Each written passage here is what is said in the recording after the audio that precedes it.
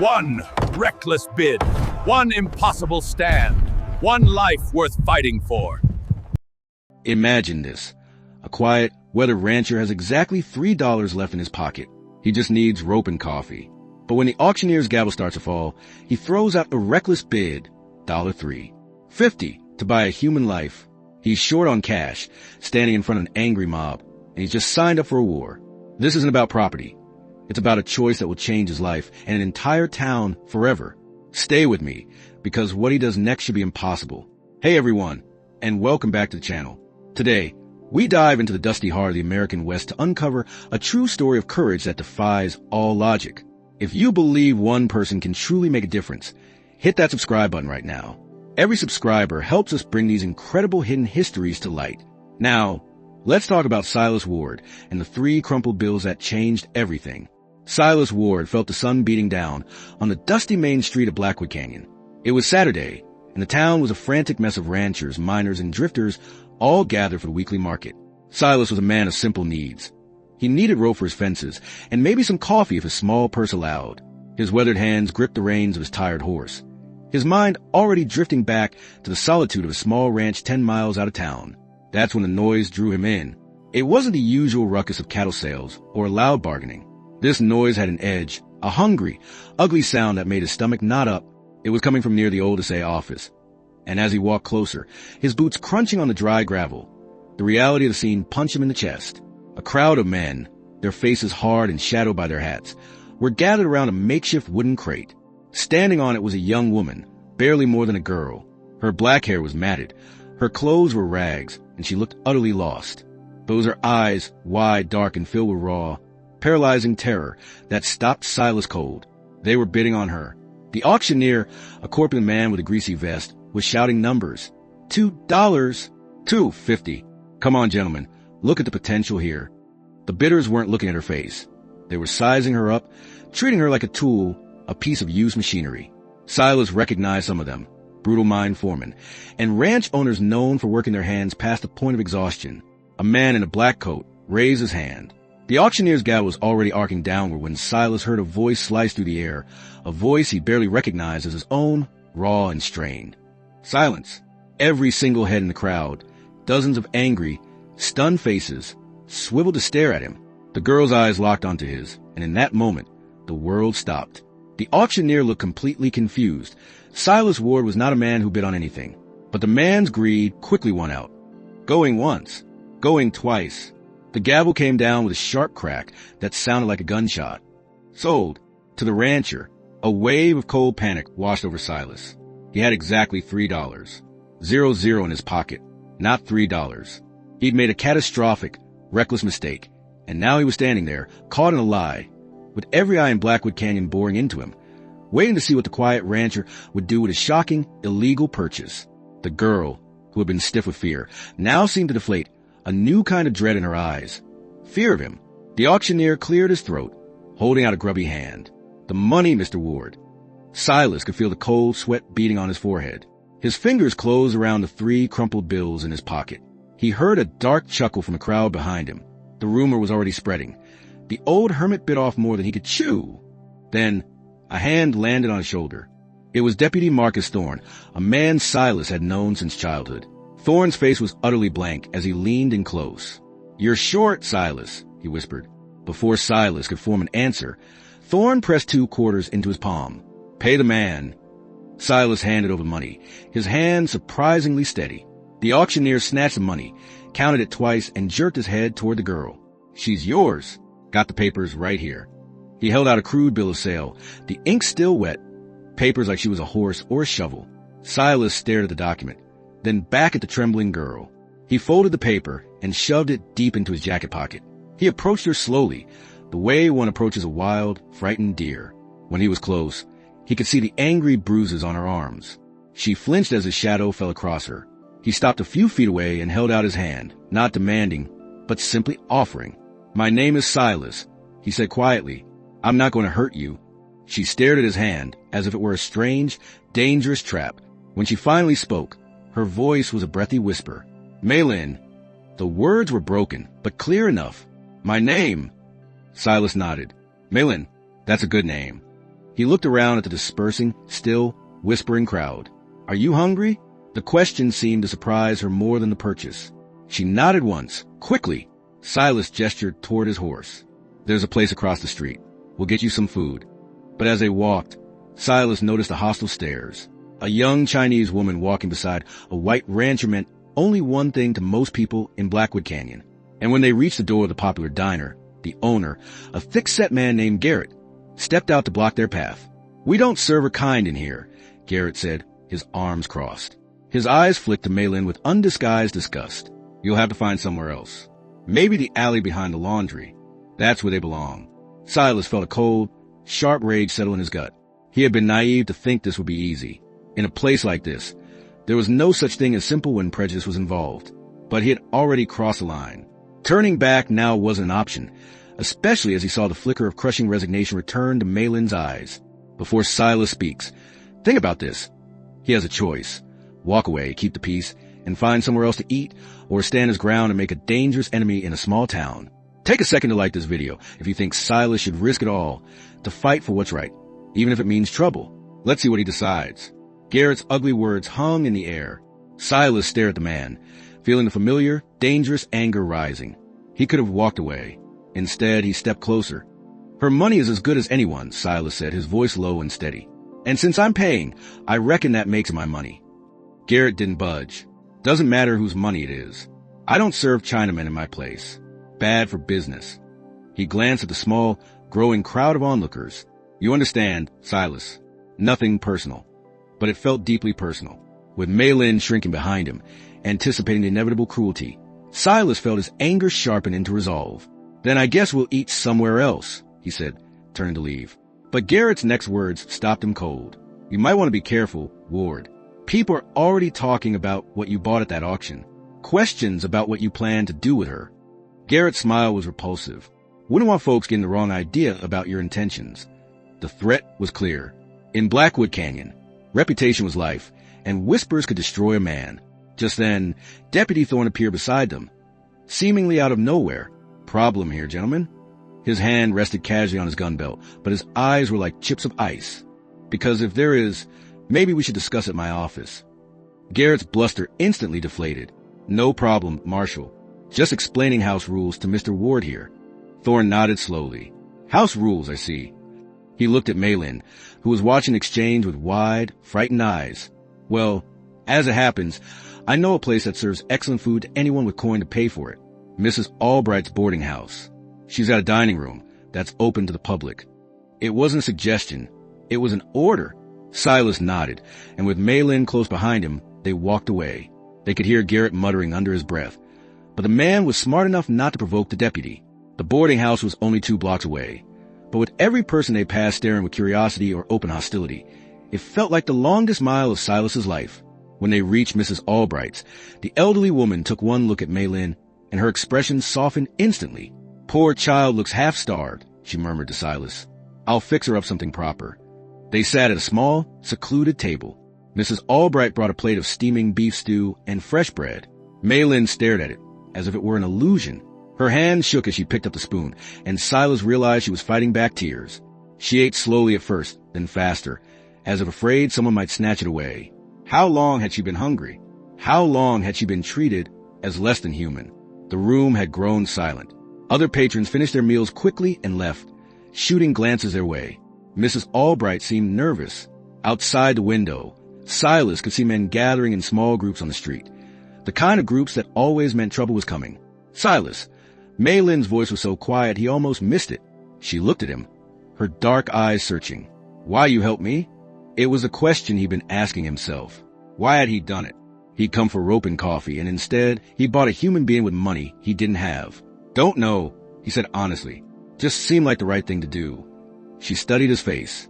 "Other men, they want different things," she whispered, her voice dropping lower. "Bad things."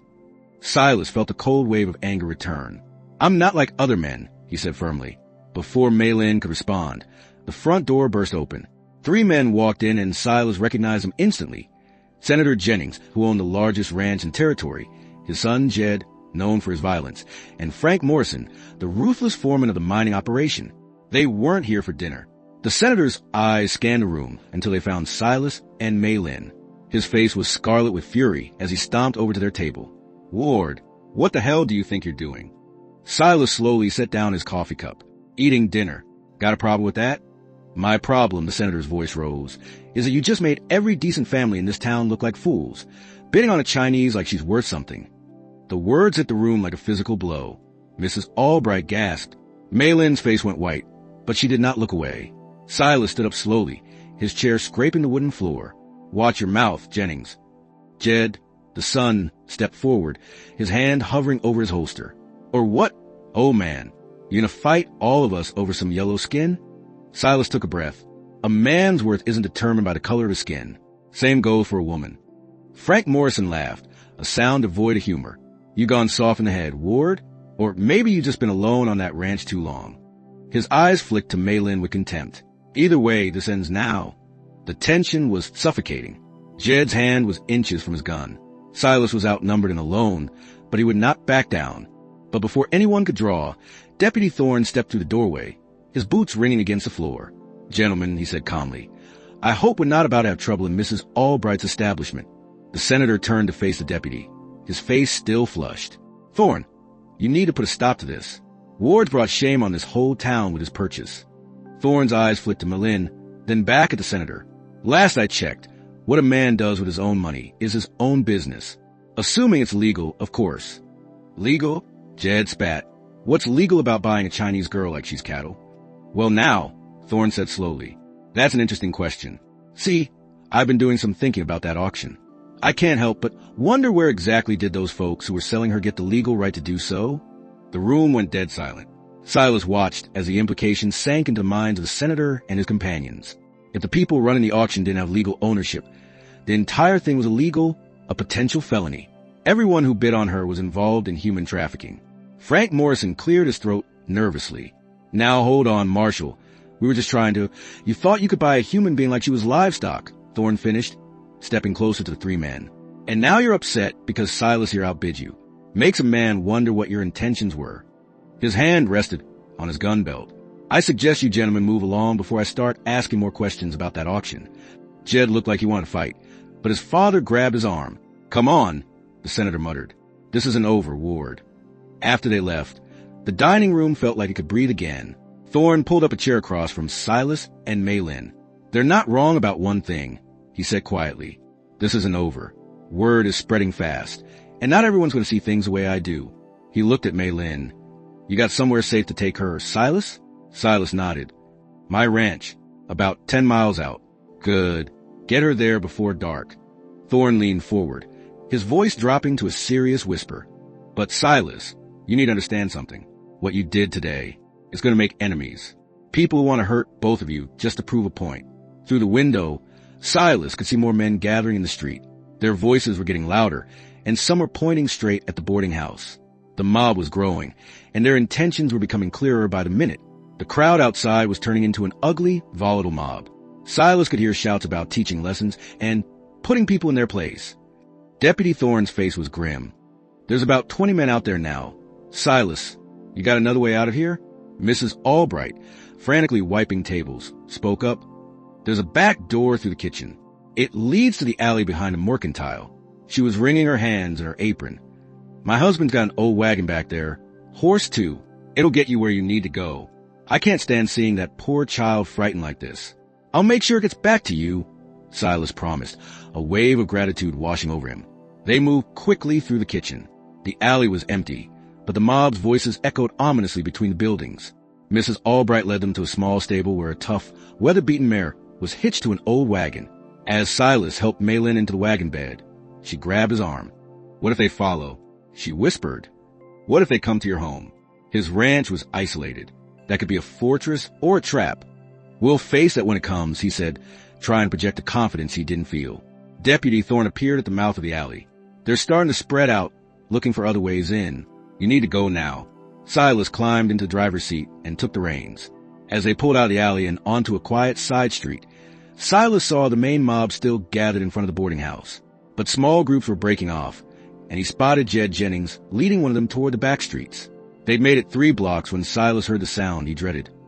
"Hooves!" coming fast. He glanced back and saw 5 riders emerging from between the buildings. Jed was in the lead, his face twisted with pure hatred. "There they are," Jed's voice cut across the street. "Don't let them get away." Silas snapped the reins, urging the old mare into a faster pace, but the wagon was heavy and the horse was old. The riders were gaining ground quickly. Maylin pressed herself against the wagon bed, her small hands gripping the sides. The edge of town was half a mile away. They wouldn't make it. Then the gunshot. The bullet whizzed past Silas's ear and splintered the wooden seat beside him. These men weren't interested in talking. They wanted blood. The second shot was closer. Too close. Silas felt the mare stumble as the bullet grazed her flank, but the tough old horse kept running. Silas pulled his own rifle from its holster and twisted in the seat. He fired once, not aiming to kill, but to scatter them. The shot went wide, but it forced the riders to spread out, buying him a few precious seconds. "Hold on," he shouted to Malin, then yanked the reins hard to the left. The wagon lurched off the main road and onto a narrow, rocky trail leading toward the distant hills. The rough ground was hard on the wagon, but it might give them an advantage. The wagon bounced and rattled. Malin cried out as she was thrown against the side. Behind them, the riders were struggling with the terrain, but they were still coming. Silas spotted an outcropping of rocks ahead, a natural bottleneck, with a trail narrow between 2 massive boulders. If he could get the wagon through, the riders would have to come single file. It was their only chance. The wagon scraped between the rocks with inches to spare. As soon as they were through, Silas pulled the mare to a stop and jumped down, his rifle ready. "Stay down," he called to Malin. Jed appeared at the mouth of the narrow passage, his face purple with rage. "You can't run forever, Ward. Send out the girl, and we might let you ride away." "Go to hell," Silas called back, raising his rifle. Jed's reply was a shot that struck the rock near Silas's head, sending chips flying. Silas fired back, and this time his aim was true. Jed's horse reared, throwing the young man violently to the ground. The other riders pulled back, suddenly realizing this was a real fight. But Silas knew they wouldn't give up. They'd find a way around, or wait for reinforcements. That's when he heard it. More hooves, this time coming from ahead of them. Jed's men hadn't been the only ones to leave town. Someone else had taken a different, flanking route, cutting off their escape. They were trapped between 2 groups of riders. The sun sinking toward the horizon, and the rocky passage was now their prison. Silas looked at Malin, huddled in the wagon bed, and made a profound decision. He reached into his jacket and pulled out the folded paper the auctioneer had given him. The bill of sale. With hands that were finally steady, he tore it into a dozen pieces and let the dry wind scatter them across the rocky ground. "What you do," Malin whispered, watching the paper fragments blow away.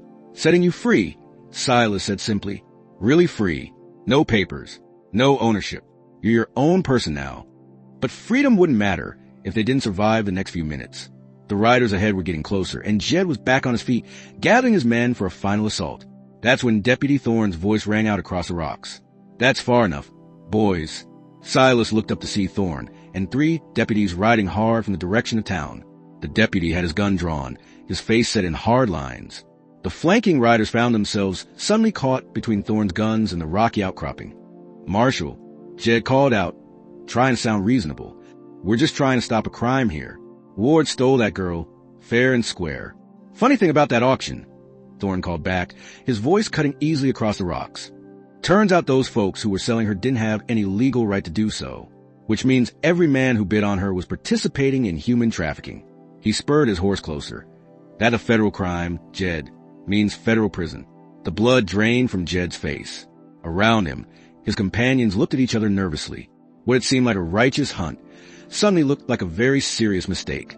Thorne continued, "I suggest you boys ride back to town and forget this whole thing ever happened before I decide to start asking questions about who knew what and when." One by one, the men began backing away. They hadn't signed up for a life-altering felony. Within minutes, only Jed remained, his face a mass of frustrated rage. "This isn't over, Ward," he spat. "Yes, it is," Thorne said firmly. "It's over because I'm making it over. Anyone who bothers these folks from now on answers to me, personally." Jed glared, then wheeled his horse around and rode away. The sounds of hooves faded into the distance.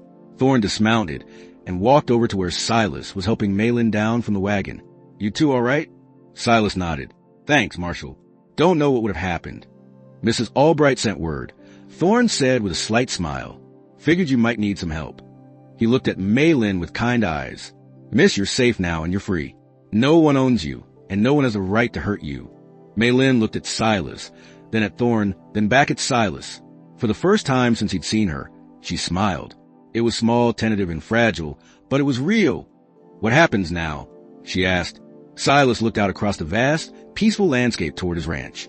It was a big place, too big for one man. There was plenty of room for a new start. Now, he said, we go home. 6 months later, Mei Lin was running the most successful vegetable garden in 3 counties, selling her produce to the same stores that had once refused to serve her. Silas had officially deeded a portion of his land to her, making her a property owner in the territory. On quiet evenings, sitting on the porch watching the sunset, they would sometimes talk about that day in Blackwood Canyon, when a reckless $3.50 bid and an unexpected ally changed 2 lives forever. The bill of sale was gone, scattered to the wind, but the bond that grew from that moment of courage lasted the rest of their lives. If you love the story about fighting injustice, you need to see the next one. Click on the video on your screen right now. It's a powerful story of sacrifice that you won't be able to forget. Click on the video now.